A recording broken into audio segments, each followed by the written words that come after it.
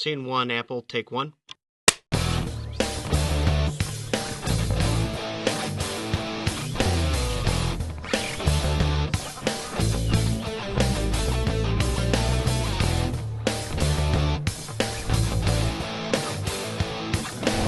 Hi, everyone. I'm Shane Borza. Welcome to another episode of Film Notes, the show where I talk to people in the industry about the industry, and I get their notes on what they've learned and what they do, so it might help you with the things you're making.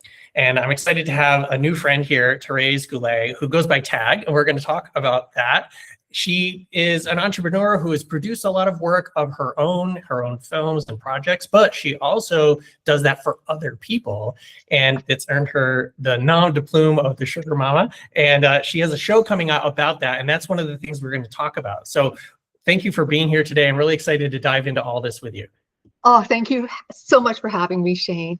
I can't wait to tell your listeners and viewers my little bit of knowledge about how you get support for your projects, funding for your projects from people like me.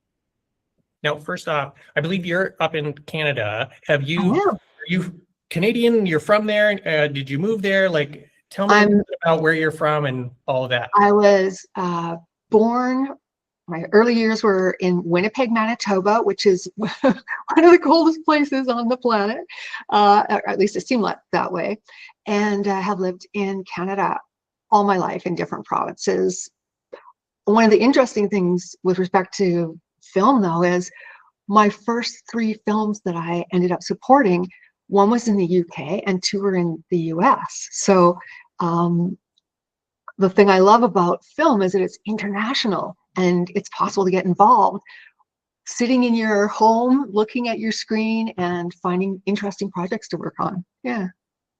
Well, there's a parallel there because I'm from the US, but I went to film school in Australia and I lived in Sydney for 3 years, and that's where I got started. So I thought it was very valuable. And I actually went to an international film school, and there were people, I mean, mostly from Australia, but there was probably a third or a quarter of the students were from different countries.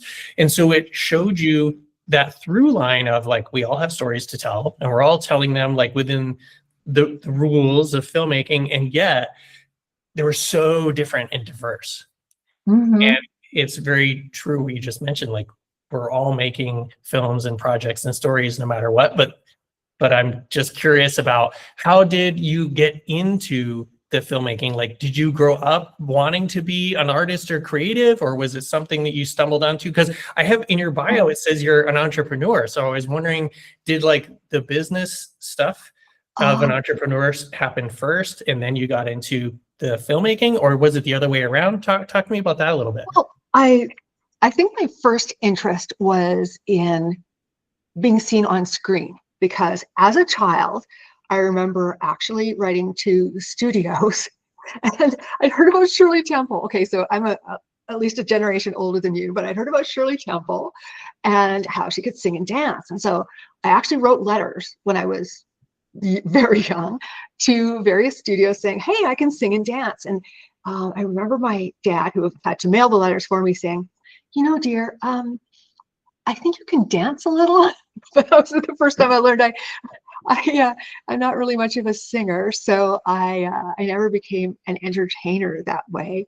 But I kind of dabbled in wanting to act for years. Like I moved to Toronto when I was a few decades ago, took improv lessons at Loose Moose Theatre Company, and had an agent and did a few projects, little projects here and there, like indie films and such, but just very little one-off things. The entrepreneur side was, I also had a love of books. And so with my sister Catherine, we started a online publishing company, which is how we came up with like that batch of books on the bottom of that bookshelf is from our publishing company. And so that was a love. And the main thing I loved about it was we started it on the internet like 30 years ago, I guess now. And just it grew. We started selling online. I learned a lot about the internet. I learned a lot about, oh, there's some cool stocks I can invest in. And around about 2017, I had moved to the west coast of Canada, which is called the Sunshine Coast, which means it just rains a little bit less than the rest of BC. And at the time, I didn't really know, I didn't have friends there yet. I had some family members, but I wanted to get involved with film again. I really sort of was looking for things that I could do, places I could get involved. I was living in a little small town called Sechelt, and there were not a lot of local activities that I could do. So what do? I go on the internet and go back to, my love of what can I do here? And I started looking around on sites like Indiegogo and Kickstarter, and I stumbled upon these indie filmmakers who were asking for support for their films. And that's how I started getting into it. And I sent off my first contribution, and it kind of snowballed from there. So yeah, it's in a roundabout way, it came back to the first love of the big screen, I guess.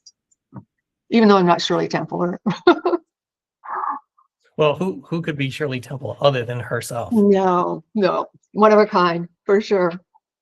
Well, I always love hearing the backstory because, as I'm sure you know, I mean, the lore is you ask 100 people how they got in the industry, you get 100 different answers. And it's especially so when people are more in the producer realm, because I mean, even within industry, a lot of people are kind of like, what do producers do? And the answer is really like, well, it depends. Like there's a lot of different kinds of producers. There's executive producers, there's on-set producers, there's producers who are in the back, they're in the office or what have you. A lot of times it is like management and just funneling it from like concepts to delivery, sometimes even years down the road. Oh yeah.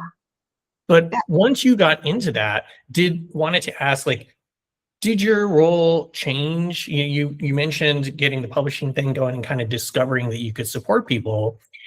How did that go from like, oh, I want to help people, to maybe being more of what industry people might think of as a producer? Is that what happened, or how did you get from there to where you are now? There's how I got there was, and I think I do like to say that when people ask about, because initially what I did was I just supported other filmmakers, just supported other producers, directors, screenwriters, and wasn't hands-on myself. I do want to clarify though, just the money did not come from the publishing company. Publishing is generally not the way to generate millions of dollars. No shade on any publishing companies out there, but one of the things I did with the internet was I started investing in tech stocks and in I was early Bitcoin. I was early, like I bought Netflix before I even knew what it was. I just was hearing about Netflix, and really lucked out with things like Apple and Google, which is now Alphabet. And I actually don't recommend people buy stocks, and I'm probably going off on a tangent about the stocks, but it started with, I wanted to be involved again in some way with the entertainment industry. And how do you do that as an older person who doesn't have connections? You're in a small town. And so I found people who were already doing things. And one of the fun things about it was when you go onto a site like Kickstarter or GoFundMe, they are looking to rate, or not GoFundMe, Indiegogo, they're looking to raise money for their project. And there's usually these different levels of support. So I don't know if you yourself have done crowdfunding, have you, for any of your projects? Yeah, so, like the $5 level is this and $10 level is that. And it sounds like you have an experience there. I could sense there. Generally, I started I'll jump in with my story after. Okay. Generally, I started off with these first three. I'm like, oh, like you could be like a producer if you give them enough money. You get, the associate producer title. And that was how I first sort of became a producer.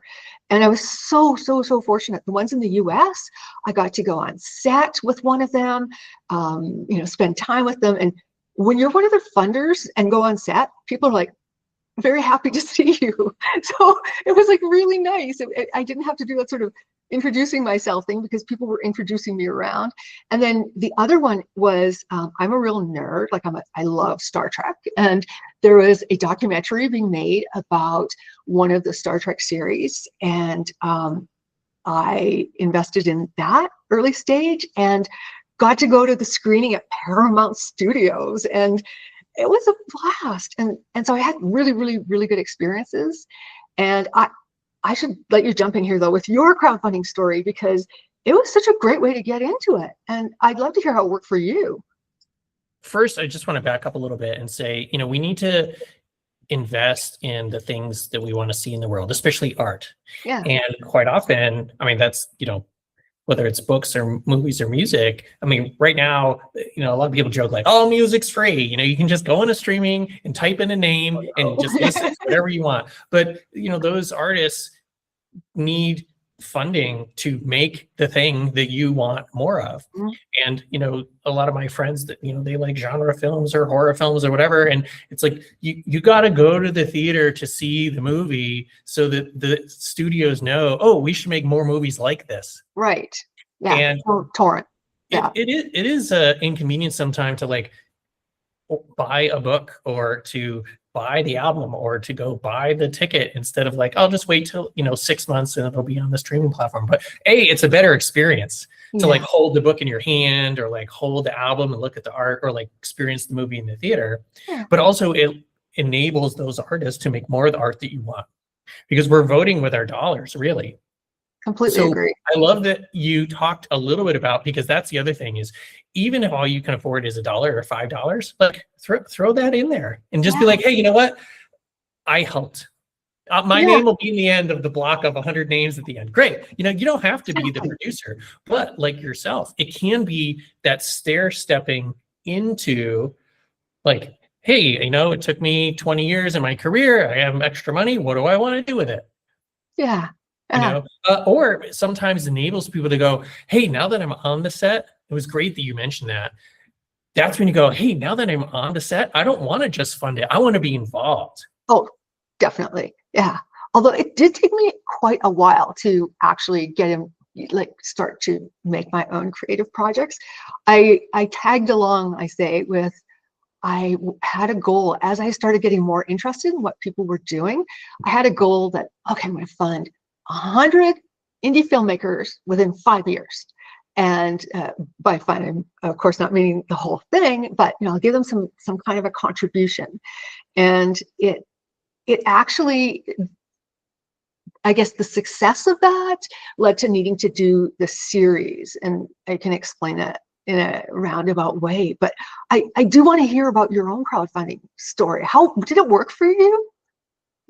Well, it's funny. We have two, I say we, my wife is my producing partner on all my projects. And so the first one is actually before we met when I was in Australia. So it would have been like 2012. So I went to a 2-year film school and it was like a tech school. So there was like no homework, no books. It was all just hands-on, like immersive stuff.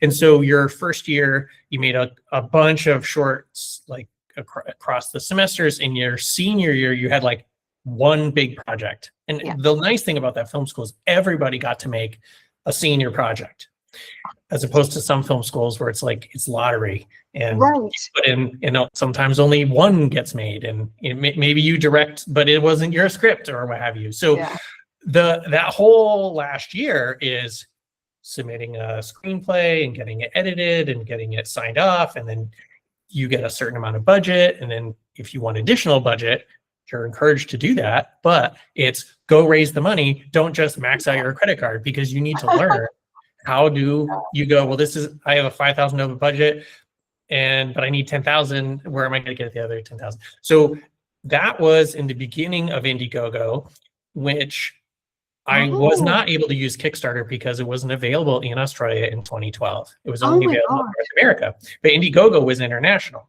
So I did that one, raised a couple $1,000s, and was able to make this awesome little exploitation like grindhouse movie, because I was working with stunt people. We had all these stunts and gore and weapons and all this stuff. It was great. And then fast forward to the last few years, I think I did Indiegogo again, or no, we did a GoFundMe. I'm a climber, and I did a remote big wall in Yosemite National Park. And halfway up the climb, there's a really famous tree that you can see from the ground if you know where to look. It's called Papa Pine. And you had to like sling the tree and shimmy up the tree like a telephone pole, Oh my because there's a God. blank section of rock. And it's not a super popular climb, but it's right next to Half Dome, which is a famous landmark in Yosemite.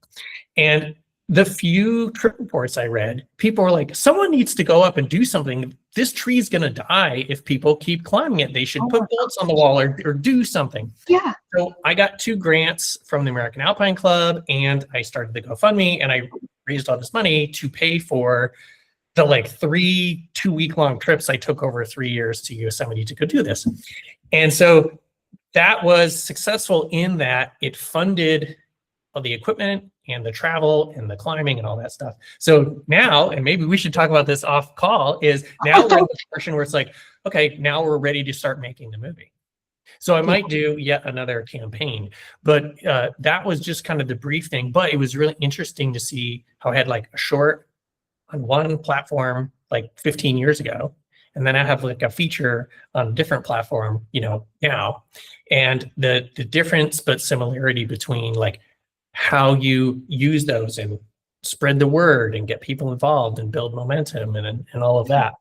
So I'm really glad that you were not only interested, so I could kind of plug that a little bit, but also it gave me the idea, because one of the things I said at the beginning is you have this kind of nickname in the industry. People call you the sugar mama because you're helping.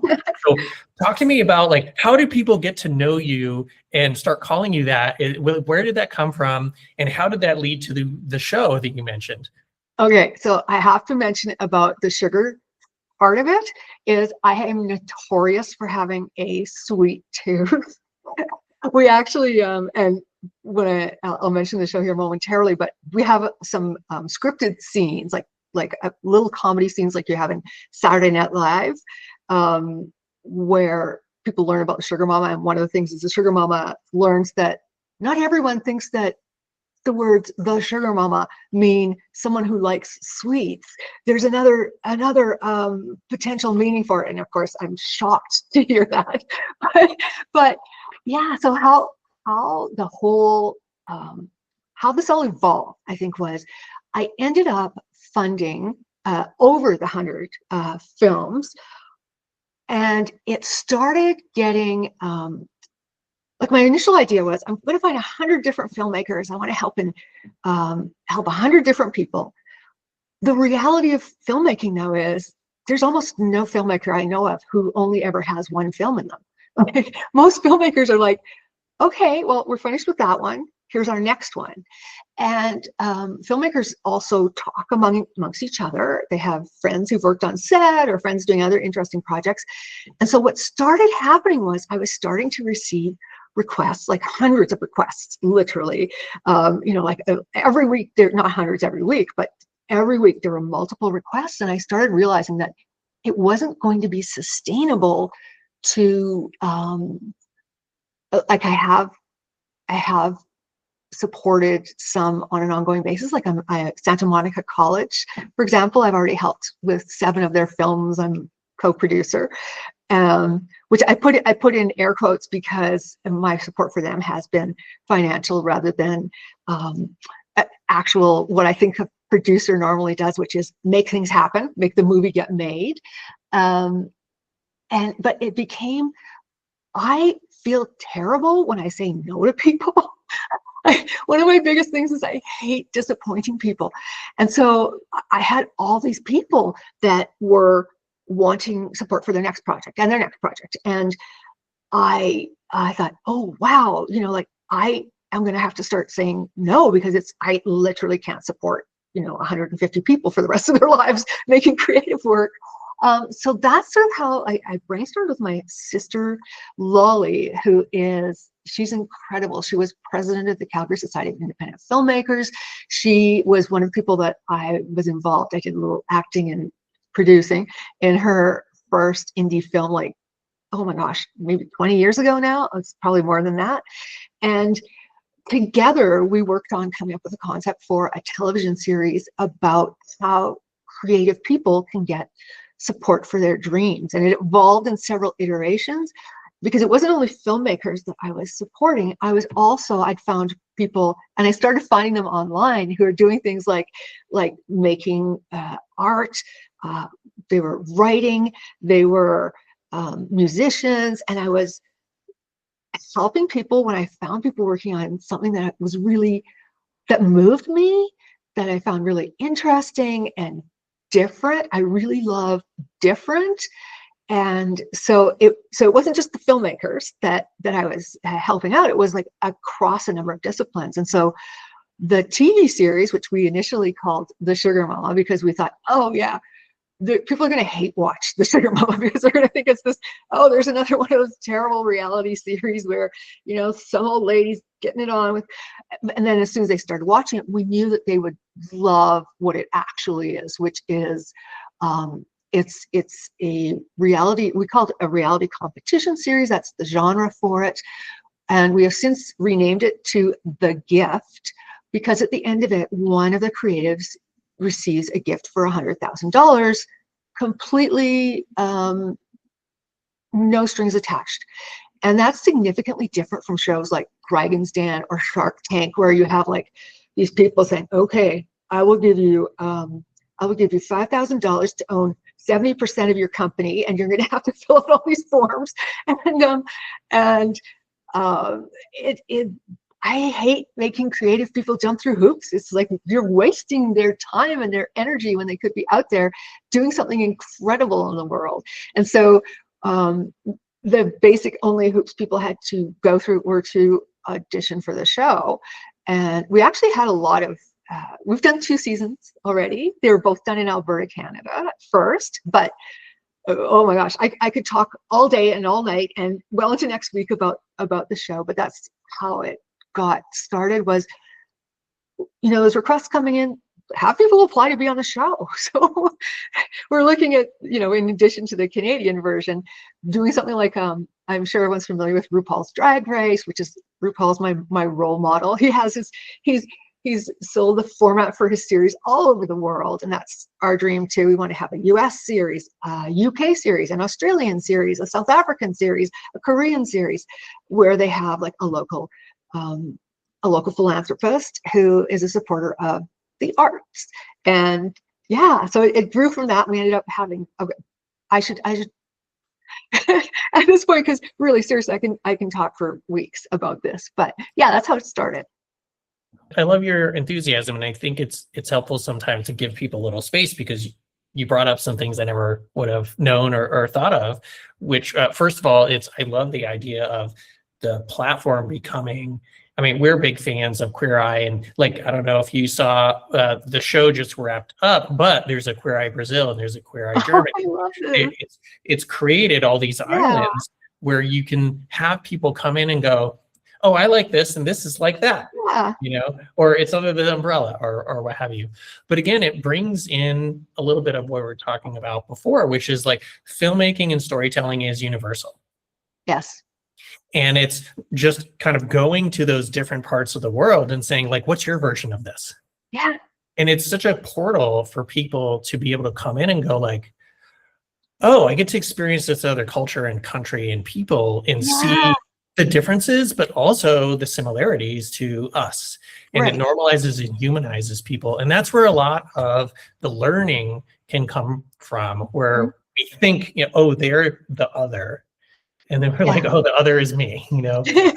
and so I was really glad to hear that not only how excited you are, because that goes back to what you're talking about before. Like, everyone is like, well, I'm in the middle of this, but I'm planning this, and this is going to be the next thing. And, you know, like you said, they don't just have the one project. They have like, I want to do everything. And the fact that you're not just coming in like, well, I did this show. You're like, no, we have 2 seasons and we have this. And like, I built a universe, you know, this is like, I've got the MCU in my head, you know, you have to dream it so that other people can go, oh, I never thought of that. But then you have to sell it, and they go, oh, now that you tell me about it, like, I can't wait to help you. So talk to me a little bit about how that has been for you on like both sides, because you've been supporting people and trying to help fund them and make their thing, but then you had a show that you had to get help with. So how did you get that show to the point where it has been a couple of seasons and you are thinking of it internationally? I paid to film the first 2 seasons. So, and one of the things that I was in a position to do that. And we had, I mean, in our credits, like season 1, I think there's 120-ish people who worked on it. We took over this estate south of the city. Basically, I came up with the money to make it happen. And with Lolly, Dr. Lolly, I should call her, because that's her. She's also on the series. She's a human development expert. She has a PhD in all these areas that help people grow, and she's taught these courses, and we integrated that into the series where she helps the creatives that are on the series as they go on their journey. And Dr. Lolly already knew some people. We partnered with a local company called Simba Creative, a Black-owned company. They had all the contacts of, you know, here's a great person to be your DP. Here's someone who does sound. Actually, our sound guy is also co-producer, Dan Breton. We got this amazing team that came from partnering with this company that they had created a series called The African Family, which is just now getting out into the world. They've sold that to 10 countries and are doing amazing with it. In Canada, it's on our French language, in our French language province. But it really, really helped. And I guess this is true for all filmmakers, is finding people who can do the things that you can't do. Because I could come up with the funding, I could do some writing, having come from the publishing world. But how many people do you need? Like, how do you get people together? What do you do? Like, where do you get your space to film? And how do you get it ready once it's done? I knew nothing about that. And so found people who knew what they were doing. And it was amazing. We are just, it took a little bit longer going through the post-production process, I think, because I was still figuring things out. And we have an incredible team. We're going to actually do a public screening in our province. We've already got, the show's been picked up by a US streamer. We're in the process of rebranding it from the Sugar Mama to the Gift right now. Our key thing right now is we need a Canadian distributor, because we had support from our provincial government and our federal government. It wasn't just the Sugar Mama who paid for it. Sugar Mama helped a lot to, 120 people, but our governments also were awesome and helpful. Although, if you don't already have millions of dollars to make a television series in Canada, it's not going to be made. They don't just randomly give you money. You basically have to take this ridiculous risk. There's a lot I could talk about what filmmakers and creators have to risk in order to succeed, but I don't know if I even answered your question there, because I kind of go off on tangents. I'm excited about the whole process, and I could continue talking. So. Sorry to stop the show, but we've got some bills to pay around here, and to do that, I wanted to point out a couple things I've got on offer at ShaneBorza.com. As both a master-level mental health coach and an award-winning filmmaker, I have the experience and expertise to help you go further faster, regardless of whether that is in your production or life. I am psyched to announce all my courses and books have been updated and expanded and are available on both Apple Books and at my shop.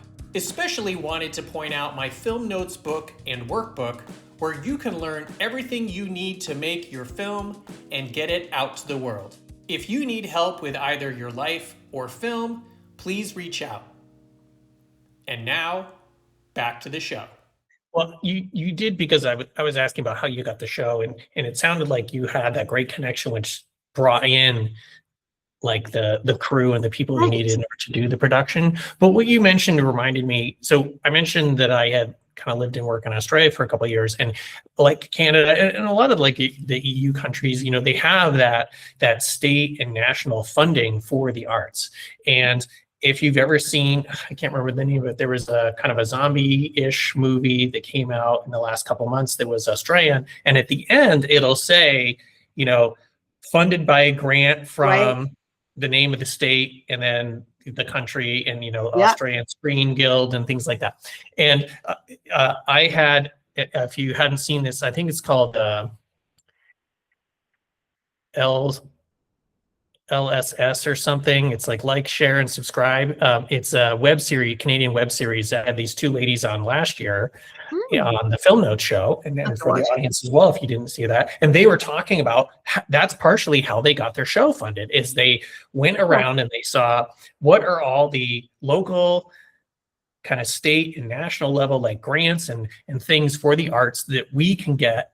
And then how can we fundraise the remainder? So between the kind of National Arts Council money, our personal friends and family, and then fundraising, we can actually make this as a show. And they are now in the midst of we finished the show and now we're pitching it so we can get distribution and all of that. So it reminded me that even though the US doesn't have that as much, there still are arts and humanities grants and all these things. But talk to me a little bit about how you're seeing, now that you've been in this for a while and have done your own show and funded all these other people, what would you say might be some good things for people, whether it's things like Indiegogo, Kickstarter, or anything else that they might find helpful in getting their own things funded, or where they could get support?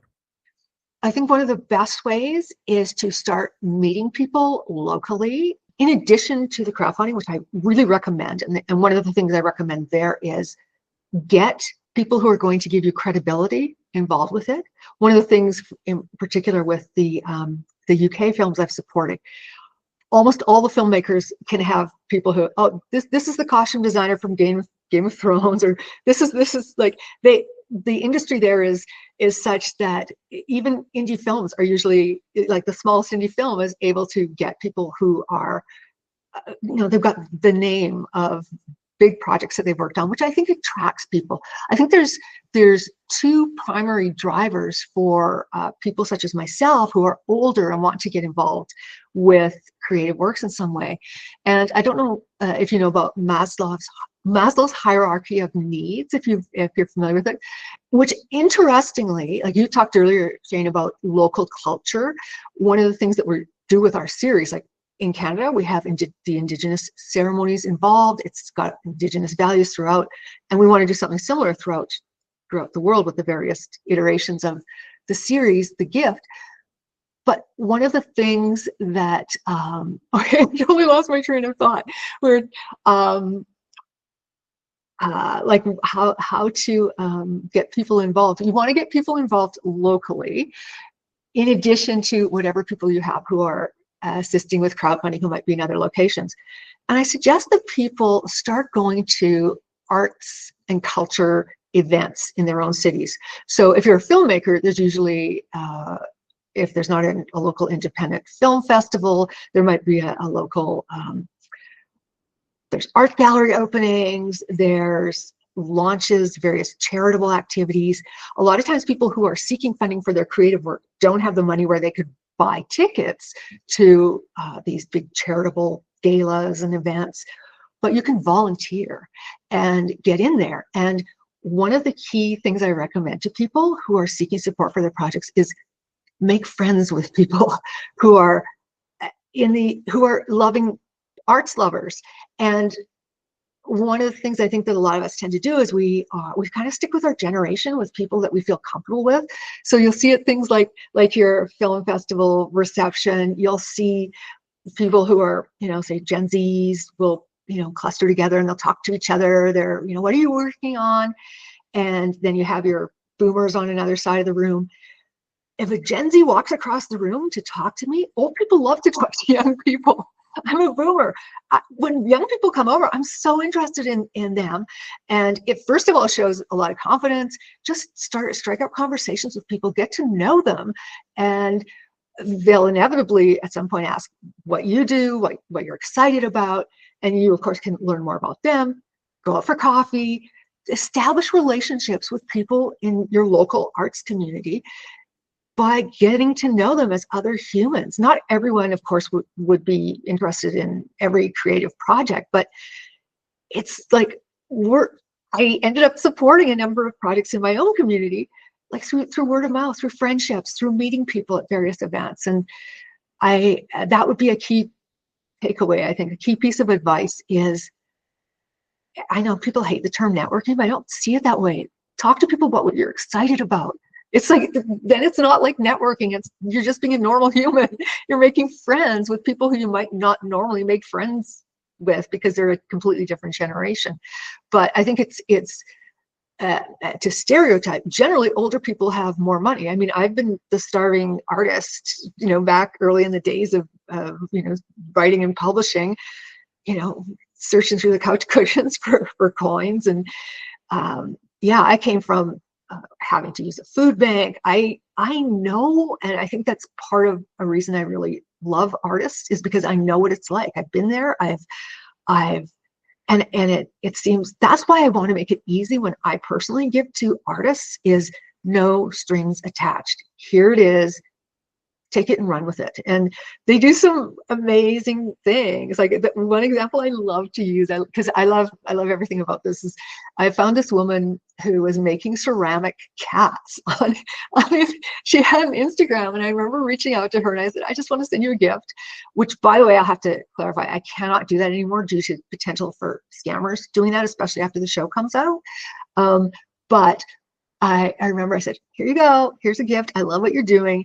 And she ended up putting it towards, I guess she was buying a new kiln for, like, to get her ceramic work done. And she called it Mama, what did she call it? Mama Clouder, I think. She gave it a name, basically, where she put, you know, Sugar Mama in the name of her kiln. So it wasn't requested. It was just this lovely thing. And that makes me feel so good. And I was talking about Maslow's hierarchy of needs. Oh, and the point I was making there about that, it actually, Maslow had studied with the Blackfoot people, known as the Blackfeet, I think mostly in the US, but the Blackfoot people in Canada, and had what Maslow developed from those interactions was a variation. It's not the same at all of what Indigenous people were doing, but many of us in European cultures are used to, we're familiar with that Maslow's hierarchy of needs. We start with our basic needs being addressed, like food and shelter and so forth. And as we go up the hierarchy, there's a level at which I think you find prospective funders. There's two levels, actually. I think there's the level of self-esteem, where doing things like giving people the associate producer credits, or letting them come on set as a, you know, as a VIP or whatever. People feel good about that. You know, older people, especially when you reach a certain age, you start wondering about your legacy in this world. And to see that you're helping support people making things, keeping the world going, telling the stories that need to be told, and that you're an important part of that, that feels really good. There's that. And then there's also another level in the hierarchy, is connection. And that connection, I think, is another key driver for people who are contributing to perspective, to creators, to create their works, is I'm part of the team. I feel good about it. And then my name's on the project. That's the self-esteem. And those two things, I think, were, you know, I look at myself personally, like what motivated me to go beyond, you know, like I had friends and family, like I've given support to young creatives that I know who've done everything from, you know, making albums to making stickers. I mean, it's the full, it's quite a wide gamut, but like for me to reach out beyond that, it was that I felt good about being involved. And you'd also asked about how one goes from supporting to creating, then like becoming a producer of your own thing. That's actually at the top of the hierarchy. That's self-actualization. So I had to, I think, help, you know, 100 other projects. It felt right to do that. And then I started thinking, hey, I think I want to make something too, you know, and I think maybe that would be a fun thing to do. So I guess those are two tips. One is, you know, meet people locally, connect with different generations, and also be aware of what would motivate people to want to be involved with your project, which is a feeling of connection, and just feeling good about being involved. And just to piggyback on both of those things, there really is some opposite strengths at the ends of like age. You know, the young people, they have all this like energy and enthusiasm and like, you know, no matter what, like we're gonna do this. And then the older people have the wisdom and the experience and like they know how things work, or they have those networks and connections or money that you mentioned. Yeah. They may not be able to go, we're putting in 12 to 15 hours a day on set, you know, but they can go, we can fund you Exactly. spending 12 or 15 hours a day on set. Yeah. And it really is like the, as we say in the US, it's like the chocolate and the peanut butter, like the combination of those two things, or the peanut butter and the jelly. You're like, well, each one of these is fine, but when you put them together, and you can only do that if you kind of swing wide and go outside of your own kind of group. The other thing that you mentioned is, you know, all these things, it used to be there were such gatekeepers, like the idea of like, well, if you want to be in theater, you got to go to New York. If you want to be in film, you have to go to LA. And it's like, well, you got to go there. That's where the people are. But you have to remember, like, no matter where you live, there's a local scene. Yes. There's a local company. There's a local, you know, somebody's shooting stuff in the backyard, or there's a garage with a band in it, or there's a bar with an open mic night. And so it really is connecting not only with those local people in your neighborhood of like, let's go out and see what's going on here. Maybe I can be a part of it, or I can realize there's no art here. Well, there is, you just maybe don't know about it, or you haven't seen it. So plug yourself in. But also it's when you're making something, you have to make it feel accessible to others so people can go, ooh, I want to help shepherd that project, or I want to see that movie when it comes out. I mean, that's what advertising does. They put out a trailer for a movie and you go, oh my God, 2 years from now in the new Christopher Nolan, like, why are they advertising already? Well, because they know you're going to want to go see it. It's even though it's 2 years away or whatever. Yeah. So it's thinking in that way towards who's this for? How can I connect to them? How can I make them as excited for this as I am? Yeah. You know, I'm excited for you to watch it. You have to be excited to want to watch it too. And then we meet in the middle, which hopefully is at a theater, because sitting down with an audience and watching them watch the thing you made is so amazing. Oh my gosh. And that's the ultimate connection. But even if you don't have that, just knowing like, oh, someone bought my movie today. How did it, like, I've had that experience. You're like, you get an email and they're like, you made a sale. You're like, who? You're like, somebody in Italy bought my film. Okay. You know, how do they find that? But it's because that connection was made. Now I want to jump into the title of the show for people who might be new here is called Film Notes. And one of the things I love to do is ask people like, what are your notes? And a couple of the things that you just mentioned make for great notes. But let me ask you, as both kind of like a producer of, you know, other people's work, or a producer of your own work, like what might be some valuable notes, things that might be helpful for other people, or maybe things you know now that you wished you'd known earlier that you could share? Mm-hmm. First would be tell everyone about what you're doing. I think this goes back to how a lot of times we tend to share more information with the people that we feel comfortable talking with, who are, again, our own generation. One of the things about the show was we ended up with casting. Our cast was, or at least the people seen on screen, range from 18 to 88. Talk to people you wouldn't traditionally talk to. When we were making the TV series, I mean, the checkout people at Safeway knew that this was happening. Have something concrete to show people. Very few people will buy into an idea. I saw a recent poll. It was done for Sharpie and Papermate, actually. Mindy Kaling was their person who released it, where they showed that 78% of the US population considers themselves to be creative.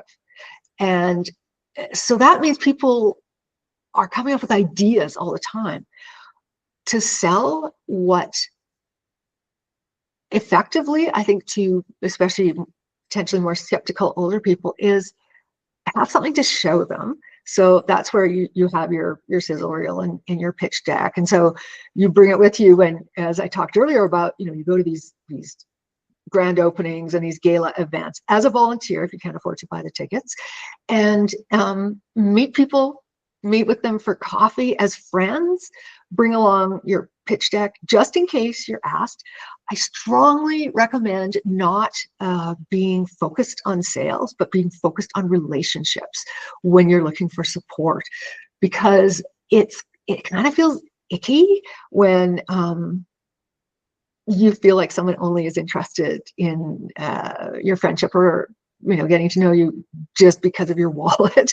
So I encourage people to make friends and to not be pitching, selling until there's an opening, until someone asks you about what you're working on, what you're excited about, until you get to know them a little bit better.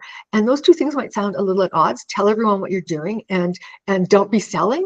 But I think there's a distinction between here's what I'm doing, I really need money, and here's what I'm doing, I'm so excited about it. And when you're excited, it helps other people get excited as well. And I've heard, I can't remember who it was, there's one of our recent famous younger filmmakers, like someone who's done lots of blockbusters, got a lot of funding from their dentist. So there are people out there, and you can't tell by looking at someone if they have money or not. I know, for the show, my wardrobe is flashy and pink and such. But I know other philanthropists who there's very little distinction between if they're homeless or if they actually are someone who is a great supporter of the arts. So the idea is just be a good human to everyone. Let them know what you're excited about, and get your materials ready when the opportunity presents itself to do the pitch. You might be surprised at kind of people who might say, hey, I really love this, I really want to be involved, and have something for them. When you can offer something, because I remember once getting a pitch and the person had a plan and everything, and it was all just about like, give me money and here's how I will benefit them, the creator. And I'm like, we're not, if I'm not related to, I kind of, can you like give me something in return for this? Like even just a visit to the set, or I get to meet with, the production people. I also think it can be a huge waste of time applying for the traditional grants before you have created something concrete that has had some success. I know so many creatives who have jumped through so many hoops, coming up with financial statements, filling out tons of forms, working their butts off to get funding that never comes, and it's such a huge waste of time. And I know someone who had been plugging away at this for years, who I recently heard finally got a grant. It feels like I don't know, if there's a foundation or a government department or an agency that can potentially fund you, I think they should be asking for the bare minimum as the first hurdle, because we shouldn't have hundreds of creatives spending hours when there's one grant, or when there's no probability of them being able to get it. I think those are some tips, I guess. And with a little rant at the end of it. Well, I'm really glad you shared those, because those are, I think, really helpful, because a lot of things that most people miss. So for those that don't know, and for you as well, so I have my own coaching practice. So one of the things that I do, so I'm a mental health coach. Yeah. And so especially in creative arts, there's so much stress and imposter syndrome. People are in their own way, or they're overwhelmed, so they snap at people, or they're exhausted and they have no capacity to deal with setbacks or problems, or everything's a nightmare, everything's the end of the world. So we're teaching people how to kind of navigate all that, as well as the logistics, because some people don't know. And it's great if you made a successful short film and it did the festival circuit and it got all this praise, and then people offer you a feature, and it's like, your short is basically one scene in a feature. So you have to kind of magnify this by 10x or 100x. And this might be 2, 3, 4 years of your life. And how do you shepherd through like pre-production to production to post to delivery to distribution, and what is entailed in each one of those things is wildly different, and yet you are involved and you need to show up differently in all those. And it is transactional, but as you mentioned, it's also just like a good conversation, a two-way street. Yeah. So it is approaching people with what I like to call the producer's mindset. So a good producer is looking for solutions. They're not looking for problems. They might be kind of identifying potential problems, but they're looking for them in order to solve them. Right. Not saying like, well, we can't because of X. They want to go, well, X might happen, so we're going to do Y to ensure that we can keep going. Right. And so that's the type of thing like you were talking about. You want to come in and go, hey, what are you working on? And go, oh my God, I can't wait to tell you. And then the enthusiasm makes you unable to not ask more about it. Yeah. But also to say, like, what are you working on? What can I help you with? How can we help each other? Like, yeah. I'm looking for this, not can you do this? Because then people have the option to go, ooh, you know who you should talk to is. Exactly. Or you know where you should go look for that type of person is. That person didn't fund you, but they might have indirectly enabled the funding to happen.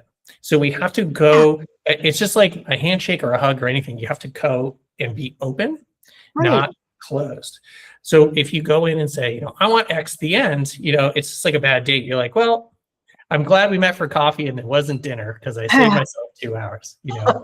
But at the same time, you have to keep willing to go on those bad dates so that you can eventually have the great date. And you're never going to meet that right person, whether it's production or your love life or anything else, unless you keep putting yourself out there. Oh, yeah. So I really liked what you said and how you said it because it really resonated. I just want to take a moment to kind of clarify some of that and talk about it in a different way, because getting something from, ooh, I have a great idea, to here's where you can go to see my completed project is a huge thing. It's such an A to Z. And getting the right people to support you along the way in each area.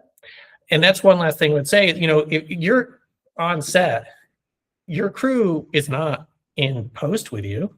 They're just there on set. Yeah. You need a post team. Right. And the post team is not there on set with you. They're waiting for you to be done. And your crew is like, we wrapped. Good luck. I hope to see the movie next year. And they walk into the next. So you have to think in terms of a team of teams. Yes. Yeah, absolutely. I want to jump on one thing you mentioned as part of this, and that is, you know, you said when you go and talk to people, and you know, I like the comparison to dates. What I think sometimes happens with some creatives is if they don't get the yes right away about funding, is they kind of write that person off, and sometimes that person can be a great source of connections. One of the things I want to encourage people to do is just be open to, like, because older people sometimes, before they open their wallet, they open their mind, I guess, and come up with, oh, have you thought about this? They'll come up with ideas, which you may already have thought about, you may think are not going to work, but I guess that's part of good interpersonal skills, just being willing to listen and not write people off immediately, because sometimes it's that person who came up with a bunch of wild ideas, which you're not going to follow, you know, unless they're good. You know, when they feel part of the team, they might be encouraged to help make it happen by contributing financially to it. Oh gosh, one of the other things that just popped into my head, I have had the experience before of offering funds to someone, and not everyone reacts the same way. This was a friend of a friend who'd heard that, you know, I helped support a number of projects, and I offered this person, we were having a Zoom call, and I said, oh, this sounds great. And I said, okay, well, I could give you $5,000. And the person was like, oh, Okay, I guess. I was really hoping for hundreds of thousands of dollars. And I was like, oh, that's really shitty.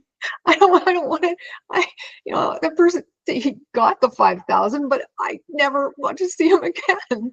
Like, I don't want to feel bad about things. So I'm not even sure if that's going to help with this conversation here at all, Shane, for your listeners, but I guess just be open to what people send you. I have an expression that I love. It's go where you're loved. Like when you're finding people who support what you do, nurture those relationships. And who knows, that person might win the lottery next week. I know this is far-fetched. And maybe the hundreds of thousands of dollars will materialize. I mean, just, I guess the other piece of advice is just be a good human. None of what you talked about, like where the mental health, I think many creatives, if not most creatives, have mental health challenges, including myself. And I think that's something we need to get under control, because what you mentioned about you can't scream and yell on set, that sort of thing, because that the word gets out and people don't want anything to do with that. Yeah, I think it's just get yourself a mental health coach like Shane, and do the rest. Be a good human. Develop relationships that are mutually beneficial. So much great stuff in there. This is why I love, and this is why I named the show Film Notes, because I wanted it to really focus on these like pearls of wisdom from people, because it is so valuable for us to learn from each other and really also reflect on some of these things. Because sometimes these things are like, oh yeah, I already knew that, but I kind of forgot about that. I'm so glad they said that, to remind me or what have you. But it's also a great way to, again, get those ideas. We go, oh, I had never thought of that one. I'm going to write that down, and kind of take that with me to my next project.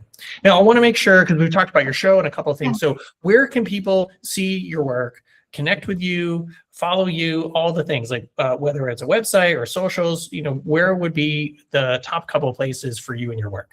I think the best place probably would be the website, thegifttv.com. We're in the process of rebranding, so it still has some of the Sugar Mama, like it shows our trailer for the Sugar Mama, which it's an amazing trailer. I love how it turned out. So thegifttv.com, if you go to the contact page, people can, we will send out occasional notices, like when we're casting for the next season in Canada or other countries. And so that's a good place, and casting notices are published there as well. And I'm on Instagram personally as @Goulet.filmproducer.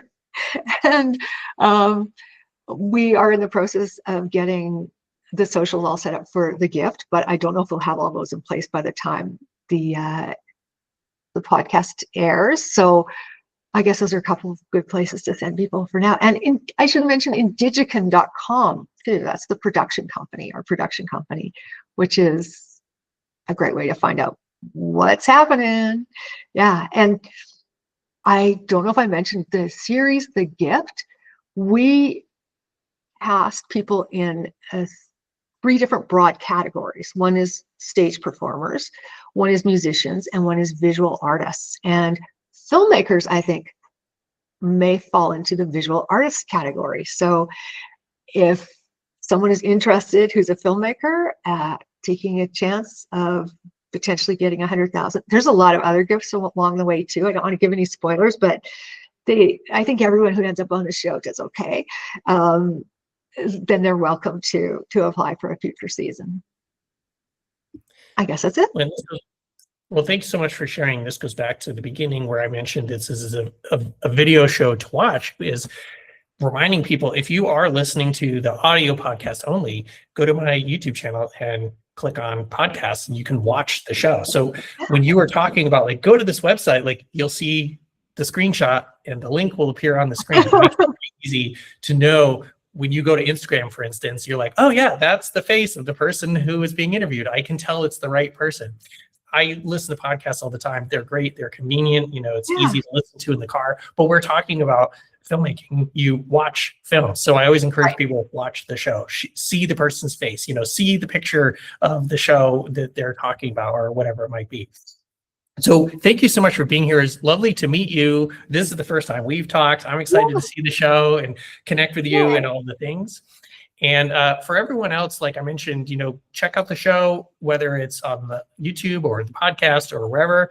And as a reminder, we're here every month with a new person. So Tag, thank you so much for being here today. Thank you, Shane. This has been lovely. And I can't wait to see this and other of your episodes. I've already learned so much just from what I've watched already. So thank you. Well, and a shout out to Kelly for connecting us, and she's a guest on the show, and I'm looking forward to getting other good connections like this from her in the future. Oh yeah. Awesome. Thanks for watching. If you'd like to support the show, please click on the link below. You can also contact me at my website if you have any questions about filmmaking or anything else. Off to the side, you'll see a couple of my books, Film Notes and the Film Notes Workbook. I encourage you to check those out if you'd like to learn more about filmmaking. See you in the next episode. Scene 1, Apple, take 1.